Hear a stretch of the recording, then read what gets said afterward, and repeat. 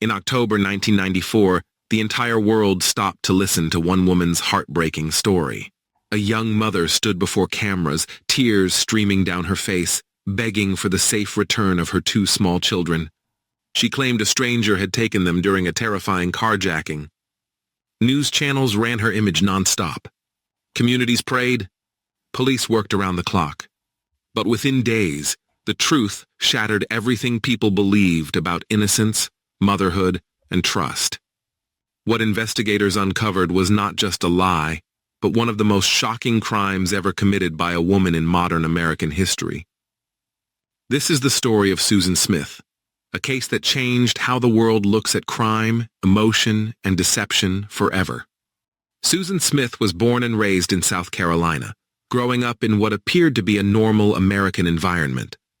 Behind that surface, however, her life was marked by emotional instability, difficult relationships, and unresolved trauma. Friends and family later described her as someone who desperately sought approval and feared abandonment. As a young adult, she married and became a mother of two boys. To outsiders, she looked like a typical parent juggling responsibilities, but internally she struggled with identity, relationships, and pressure.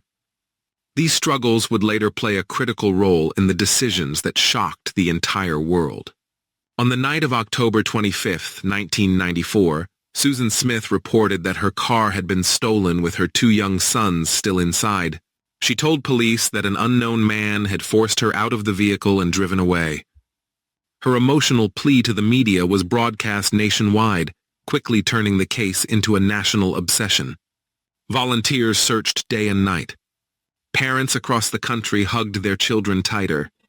The story felt painfully real because it was designed to be. Susan appeared convincing, emotional, and broken, reinforcing the belief that she was a victim of a horrifying crime. As days passed, investigators began noticing inconsistencies in Susan Smith's statements. Small details changed. Timelines didn't align. Witness accounts conflicted with her version of events. Under continued questioning, the emotional performance started to crumble. Detectives applied psychological pressure, not through force, but through patience and evidence.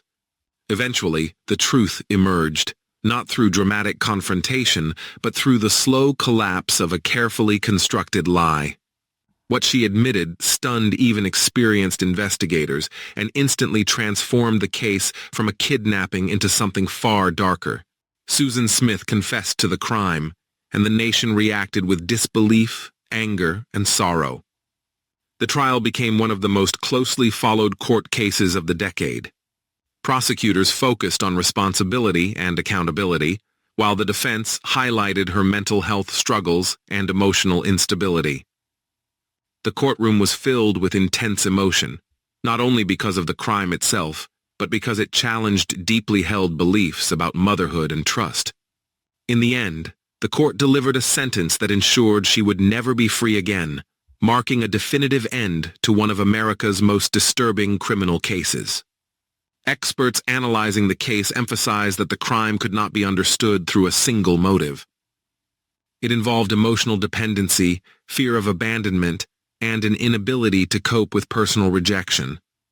Psychologists later explained how unresolved trauma, combined with desperation and distorted thinking, can lead to catastrophic decisions. This section of the case remains heavily studied in criminal psychology programs, not to excuse the actions, but to understand how warning signs can be missed until it's too late.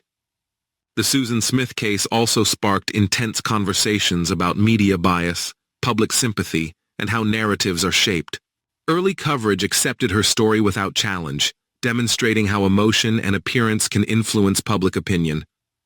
The case forced journalists, law enforcement, and viewers to confront uncomfortable truths about assumptions and trust. It became a turning point in how missing person cases and emotional testimonies are reported and investigated. Decades later, the name Susan Smith still carries weight. Her story is taught in criminology classes, discussed in ethics debates, and referenced whenever emotional testimony dominates headlines. It serves as a powerful reminder that truth requires evidence, that appearances can deceive, and that crimes committed behind familiar faces can be the hardest to imagine. This case didn't just shock the world, it permanently changed it. Some crimes shock because of violence, others shock because of betrayal. The story of Susan Smith did both, and even today, it remains one of the most chilling reminders that reality can be far darker than fiction.